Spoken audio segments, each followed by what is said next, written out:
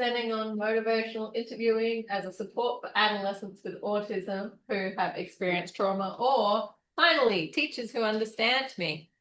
Neha, Cindy and I own a small organisation in Perth, Australia called Quadra, where offer educational and therapeutic intervention for children on the spectrum or with developmental disabilities, with a particular focus on kids who have not thrived in our school system. So let's tell you a little bit more about us. Oh, I'm going to press this. Okay. We can see it up there. Okay, do you want to talk about yourself? Sure. You're first on the list. Yeah, so thank you for being patient and listening to me twice today. I have been worked with children with severe behaviors for, particularly around those with autism for years. We won't talk about how many years. I have three boys and three sons, and my youngest son, when I was in grad school, I went back to grad school partly because I went into education as a career changer, partly because of my experiences with continually advocating for my kids to get them through school. They were very, very smart, but they were like square pegs in a round hole. They just didn't seem to fit. They were always in trouble. My youngest son, if I were, when I was in grad school, and people would say, "What do you do?" And I'd say, "I work with children with severe behavior." So if Randy was there, he'd say, "It's because of me, it's because of me." And he wasn't that far wrong, actually. But I really understood that, our school systems work well for many kids. We have many kids that no matter what we do, even if they have really bad teachers, they'll be okay, they'll get through. We have other kids who really need good teachers, which is why I feel like it's important to train teachers. But we have other kids, to be successful, they need something different. We have too many kids, I believe, that are falling through the cracks, that are not thriving in our school system. So we need to change the way we think about education, think about what we need to do for our kids. And that's why I do what I do. And I have these lovely people that work with me. Jasmin is one of my PhD students. Neha is a future PhD student. She's a certified teacher. And I will let them know a little bit more about themselves. Hello. My name is Jasmin. I am LC. I'm a PhD candidate. Cindy is my supervisor. I'm investigating how we can better train our teachers to support these students that we are talking about. The reason I went into that is because I've been a behavior analyst for about 15 years. And when I started out, I was horrified by what I went into schools and was on offer. I just found that teachers had no idea what they were doing, and not because of a lack of trying or a lack of wanting to support their students, but because there was a lack of information available and support available to them to have good outcomes for these kids. And as then a home-based therapist, I saw that I got this tiny amount of funding. I saw a kid once a week, and teachers had them 30 hours a week, but they weren't being given the skills to see these kids thrive. So I'm hoping that my research will contribute to changing our school system so that the kids can use the systems that we have with the funding that we have, but with people who know how to support them. Neha, would you like to speak about yourself? Sure. Hello, everyone. Hello again. My name is Neha Shukla, and I work alongside with Dr. Cindy Smith and Jasmin. And I'm a certified teacher here in Australia and a certified behavior analyst. I am involved in planning and implementing programs at our organization at Quadra. I also am a behavior support practitioner, so I am also involved in seeing clients and everybody outside of the organization, and then that's how everything comes together, and then we're glad to be here. Thank you. So we wanted to talk a little bit about how this relates to mental health, because we talk a lot about developmental disabilities, but what does that mean in the context of mental health for our students with autism? So students with autism, as many of you have, mentioned in your talks across the day, they can really struggle with accessing our school systems. And that seems like that's quite an international problem that we're experiencing, is connection and attendance and community engagement. But the outcomes are significantly worse for students with developmental disabilities than the general population. So you can see here, mental health needs are exhibited by more than 70% of students with autism. Another statistic from one of my literature reviews is that 96% of students with autism reported having some difficulty in accessing their education, which is pretty much all of them, as close as you're going to get from a statistic to everybody. This leads to challenging classroom behaviour, disengagement, alienation, school exclusion. And then the other big statistic from this is the impact it has on the families. So we see families who are, homeschooling involuntarily their children. And the kind of unfortunate reality of that is they're losing their jobs, they're having to forego careers, things that are meaningful to them, that make their lives rich. And that can detract from the family unit as a whole being a happy, whole place where everybody is seeking fulfillment, and the world just keeps getting smaller for these very isolated families. The other thing is explicit teaching of social skills kind of stops at around pre-primary, year 1, whereas these kids need that lifelong. And when we get to, say, year 3 or 4, that's the biggest indicator we see for school disengagement and where kids stop going to school, because the gap becomes so big between their social skills, their literacy, their math, everything, that they start feeling really excluded from their environment. One other statistic that I think is really, really sad, and we need to be, as mental health practitioners, we need to be aware of the life expectancy for persons with autism in Australia is around 55.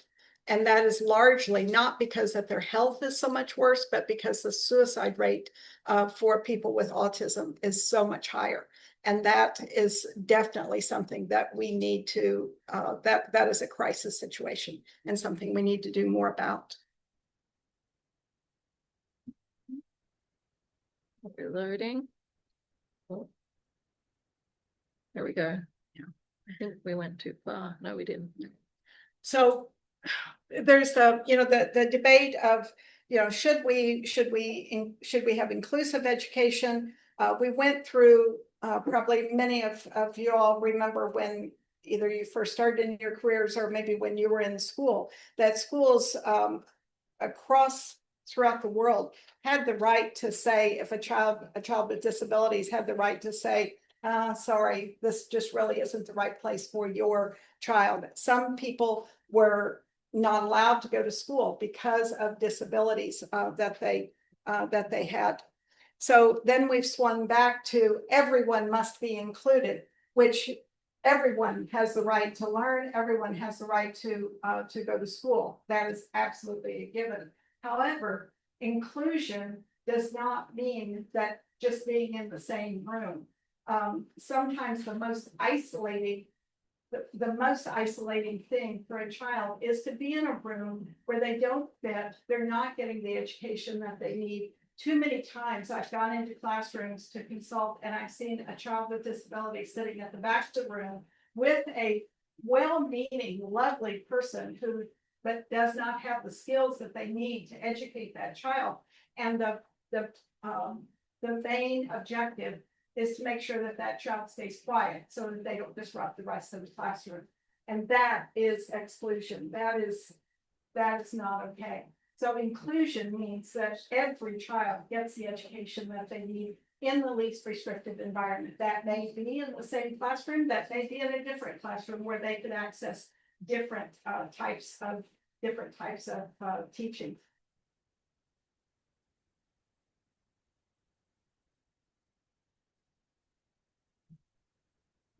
Oh, shoot, I'm gonna fall down and do these. Oh, there we go. No, you've gone too far now.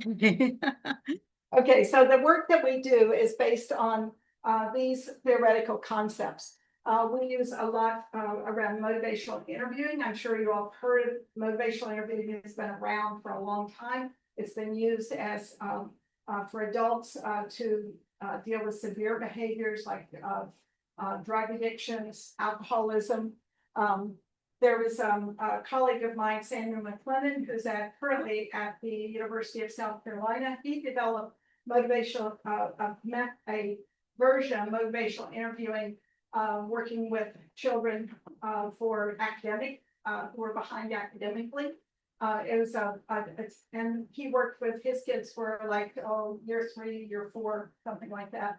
He piloted it first for literacy, working with kids that were behind in literacy.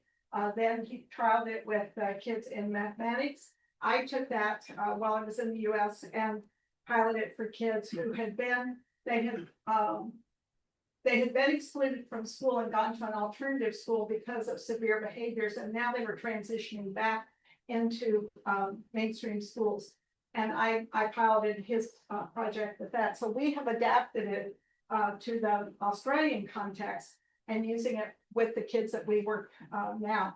So if motivational interviewing is not in the one of the methods that you use, let's say if I came to I came to you as a psychologist and I said, I have these severe problems that I want to work with. And you said, okay, great. So let's look at this. Let's look at what the barriers are. Let's look at what you can do, what your resources are, and we will make a plan. And let's have this plan, and I want you to follow step 1, step 2, step 3, and on, and then come back and see me in a week and see how you went. Most likely, I would go back in a week and nothing would have changed because that plan that we developed was actually the practitioner's plan. It was not my plan. It was not the client's plan. Motivational interviewing looks at how it's really about listening, and it's a different way of talking to people. We use it with kids, especially with adolescents. Sometimes I think we tell our kids what to do. We tell them what the right thing is to do, and we map out every bit of their day, and then we wonder why they get to 18 and they don't go out and get a job because we haven't taught them how to think for themselves, how to do their own thing and manage their own lives. So motivational interviewing is really about teaching kids to be resilient, developing the skills that they need to be independent as adults. There's universal design for learning is something that many of my pre-service teachers at Curtin will say, okay, so I know universal design for learning sounds like a really good thing, and we're supposed to differentiate for all of our kids, but what does it actually look like? How is that? What am I actually supposed to do? Give me an example. So we use that and actually change the environment so that it meets the needs of all the kids. It doesn't mean that you have to develop a plan for each child in the classroom. You've got 25, 30 kids many times, and you can't do that, but you've got to change the environment so it suits all of the kids. And then mentoring. The idea of mentoring is coming alongside of the student and working with them and figuring out where they are at and what their starting point is, looking at their values rather than my values.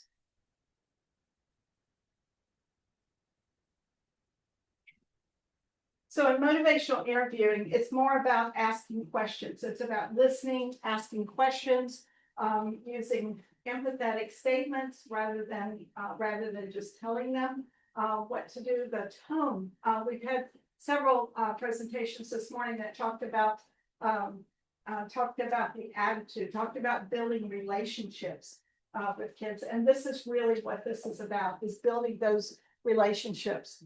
Oftentimes, as parents or as teachers, we do this with parent, very, very well-meaning, with their own kids. If your kid comes home and says, "Oh, I hate math. I can't do math. I'm never going to do that." And so the thing we want to do is to say, "Oh, but you're great at math. Of course. Why do you hate math? You do so well at this." That requires that child then to convince you that they are terrible in math. So you've set up this conflict already. If you go with them rather than setting up this conflict, you're more likely to get them to come around and then to understand why it is that they have this anxiety around math and what they want to do, rather than, having to convince you to do that. I think I was talking next. Good. No, this is still you. I'm the next slide. Okay, so one of the big concepts in motivational interviewing is around the ORs, the idea of asking open questions, questions that you can't have a yes or no answer, with, and then recognizing the strengths, starting with where that student is at and seeing what they do that is good, rather than what they need to. Then you can look at what you want them to build on. That acknowledge the behaviors that they have now, that they're doing well now, and then build on that rather than trying to focus on what they do wrong. When you listen empathetically, you are listening to what they mean rather than what they are saying. Like the kid who says, "I hate math," so it doesn't mean that they actually don't like math. Maybe they don't like being in a room where they don't understand. They feel like everyone else understands more and understands faster than what they do. That's what, and that would be kind of a horrible thing. Can you imagine? We're all, we have this particular area of expertise somewhere around mental health. Let's say if we were dropped in today to, I don't know, an engineering conference. So these are people that, again, very smart people. We're all very smart people, but it's a different area of expertise. We were dropped in there. We wouldn't feel terribly smart. We probably wouldn't enjoy it. We would probably do some, I don't know, some inappropriate activities so that we could distract ourselves, from that, which is the same thing that our kids do, in class. And then we call them naughty kids, and they're really just trying to cope what they do. It's important, this idea of summary reflections, to listen, to really make the kids feel like that you are trying to listen to what they say, what they mean, that you care about what they say. You take the time, to say, okay, so it sounds like to me that this is what you've said. It sounds like to me, that you have, that you're worried about this, but maybe I'm wrong. Tell me if I'm wrong. Is this right or is this wrong? It's allowing them to feel like that their values, what they feel, what they think is important. It's not right or wrong. It's just it may be different from you, and that's okay.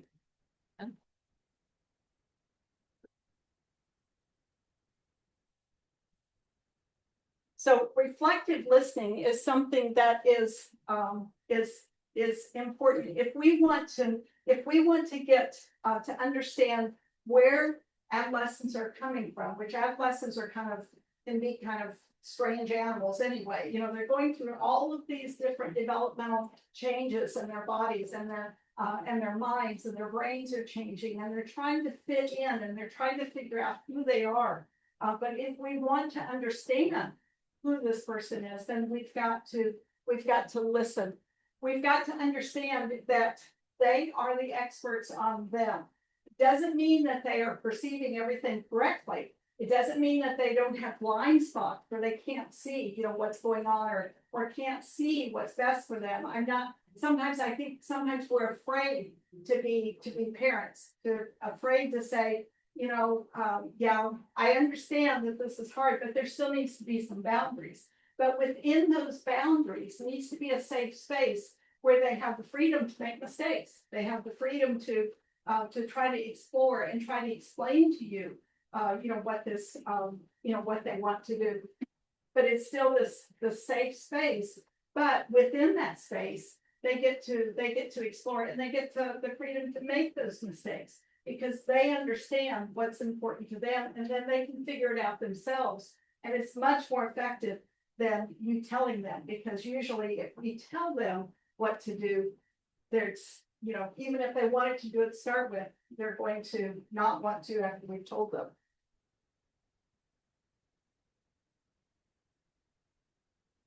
With children with or adults, individuals with autism, they have a different way, by definition, according to the DSM-5, they're going to have problems with communication. It may be receptive, it may be what they hear or how they express, but they're going to have difficulties with communications. Here are some of the reasons that they have these. I'm not going to read all of these over to you, but they have different ways they have gaps in how they understand things. Jasmine, I'll let you talk. I've been talking a lot. I'll let you talk a little bit. When we're talking to our neurodiverse populations, we have to consider not only the skill strengths they have, but the skill gaps that they have. So the theory of mind is a big one, making sure that you've got to check for understanding, because they may assume that you know what they're thinking and vice versa, ensuring the vocabulary is there. So many of the students that we work with, they don't have the starting point to say, I am feeling, or even the ability to check in with their bodies, being able to hold multiple concepts, have enough processing time, also tone of voice. Cindy and Neha and I are three very different individuals for all different reasons, and we have more or less success with kids because of that, which is a strength of our organization. We come from really different backgrounds, which means we're able to offer different things and insights to the children that we work with and to each other. Use of slang. I get this one all the time. Aussies use a lot of slang, I'm told. And oftentimes I'm misunderstood. We have a really culturally diverse population at our organization. I have to check my language, and vice versa. Kids these days, I sound so old, but kids these days have all these new words. I don't know what they mean. I have to check and make sure I check for understanding. And then also just, I want to be liked and I want to be safe. Kids will say what they want you to hear before they trust you. So, they say, yeah, I'd love to come and do this activity, when actually their nervous system is going, no, no, no, no, no. But because they want to please you and because they want to not be yelled at, maybe if that's their history, they'll make a different decision than what their body is telling them. So being able to listen, pause, and check in that you are following that student and not what you want from that student is really, really important to be successful with this population. That's bad. So teacher, mentor. In our classroom, we try for everyone to be both. Obviously, if you are looking at a group of students and your goal is to educate them, you're going to provide instruction, right? There's going to be literacy sessions, there's going to be science sessions. But that focus on delivery of instruction isn't always helpful because it's outcomes based, and for students who may not be able to reach the outcomes that you are aiming for, it can be really disengaging, whether they're missing the skills or they've got a history of trauma, or they have no relationship with the teacher in front of them. You can say, I'm going to teach you this, but whether that student is going to learn it or not depends on whether or not you can refocus onto this mentorship model. So we're focusing on development of a relationship. Does this child trust me? Are they interested in what I have to say? Will they speak up if they don't know? But the other thing is it shares control, because our kids who are used to not being in control, certainly in the context of our organization, have ended up completely disengaging and refusing to go to school at all. So many of the children we work with start with us an hour a day, 1 day a week. And now some of our kids are coming 4 days a week. Because we started slow, we built relationships, and we focused on their desire to be a part of our group. We had a new intake on Thursday. Yep, I've lost the days, all this travel. And one of our students who's been with us for a few years, I asked him to come and talk to the new student about what it was like to be a Quadra. And he said, so firstly, he's acting as a mentor, which is great because we're looking to have mentor layers. We're mentoring our students are mentoring each other. And he said, well, the teachers here really understand you. You'll never feel like you have to do anything. There are other people like you and you'll always be included. And I was like, well, we should put that on the top of our website. Like, that's fantastic feedback that we've managed to develop this relationship first model. When students don't follow expectations, we also assume often in general environments that it's because they don't want to, or because they're being naughty, or because they've, made some kind of other plan. But we come from a skills perspective. So we have a no punishment rule. There is no timeout in our organization. You don't lose a privilege. Nobody's missing out on excursion day. We work with students whenever any kind of unsafe or unproductive behavior happens, and we say, okay, hey, what happened there? What needs to change in your environment? And how are we going to deal with it next time? Sorry to interrupt. I want to give you an example of a student that we've had for quite a while. And he's, I think, one of our most challenging students. Jasmine works beautifully with him, but I really struggle sometimes. So anyway, we were doing an activity, and I was giving them an instruction saying, 5 minutes, we're going to start that. And he said, I'm not going to. And I'm like, okay. He says, and you can't make me. And I said, yep, you're right. I can't make you. One person cannot make another person do anything. All you got to do is pay taxes and die. That's it. And he says, well, so what? Of course, then he didn't know what to say because there was no place. I wasn't arguing with it. There was no place to go. And he says, well, so what do you do? And I said, well, you get to do whatever you want, but you generally have to, as human beings, we have to accept the consequences of whatever we went. Now, many of our kids have heard that word consequences as punishment. So he said, well, what do you mean? What kind of consequences am I going to have if I don't do it? And I said, well, one of your goals that you have here, one of the goals that you're working on is that you have said is important to you is to be able to transition from one activity to another better, and to be able to do that. Now, if you are refusing to even try, you're going to miss out on that opportunity to learn. But that's on you. That's up to you. It's not, and I'm not going to make you do it, but you will lose out on this opportunity to learn. And he was like, oh. So we went ahead, we started the activity, and within about 3 or 4 minutes, he had joined in the activity. Once it was not a struggle, once it was not this conflict, and once he knew that I didn't care, wasn't going to be in trouble, then it wasn't such a big deal. And he wanted to come and join in. And that is where we see that big difference between what happens when people have the skills to work with a kid versus they don't. And you get into a fight with a 10-year-old, you are going to lose. They're strong and they're overexcited. And, unfortunately, that's when we see those big unsafe behaviors in classrooms. So we often use high interest subject matter as a way in the door. You come up to, any kid who's been struggling in school and say, it's literacy time. It doesn't generally go that well. They're like, well, I'm bad at this. And, teachers make me stay here for longer because they think I need to work harder. And, I'm going to feel unsuccessful and my peers are going to see that I'm not as good at them. Whereas if you come in and you say, we're going to do a science project now, they will go, yeah, okay, I'd like to learn about hydraulics, for example. And then you immediately come from a point where you've got buy-in from the student and they're really interested and invested in this. Now, that's not to say that students do need some explicit instruction sometimes, but it isn't necessarily the place to start. If you have a student who becomes so interested in their project, so, you've got them and they're building a hydraulic arm, it's one of the ones we did recently, and you say, this is really interesting. I bet you wish you could learn more about it. Here are some cool books about it.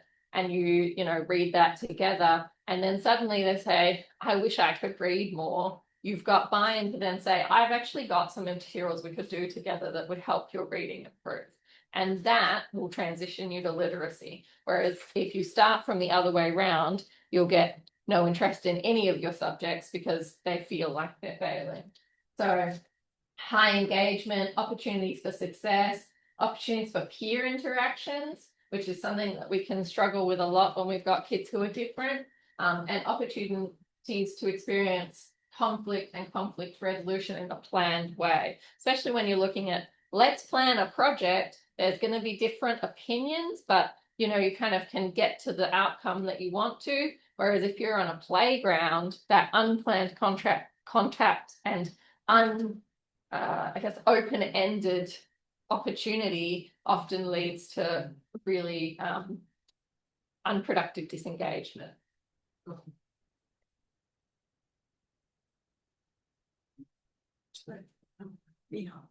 Neha, did you want to talk about incorporating English with STEM? Sure. So as Jasmine talked about incorporating, like she was talking about hydraulics and how do we get our students interested in the projects that we do. So another example is how do we incorporate English with STEM? Because English is not very liked amongst our students. So we try and assess them in some ways that are not aversive to them. So we would really get them started on their interest matters. Like a lot of our students find it very regulating to play with slime. And most of them are very interested in making different kinds of slime at Kodra. I'm very sorry. It's been a little sick. And most of them are very interested in making slime with different compositions. They would come up with different ideas. Someone wants to mix glue and someone wants to do different things. So that really takes us to another level, which is also differentiation. So when we think of differentiation, teachers do feel that there has to be a different lesson plan for each student, which is not true. So differentiation can occur within the same lesson, but it can be differentiated according to what the student needs and what do they prefer doing, how do they prefer doing things, in like identifying what their skills are. Some of the students and what their goals are, basically what do they want to achieve. Some of them really doesn't need to work on writing because their writing is already so good. Some of them just really need to work on their conversation skills. So we would then incorporate conversation skills on let's say slime, and how are we making slime, what goes in there, and what do we need to take first. And then that really promotes the conversation going, and it gets them interested.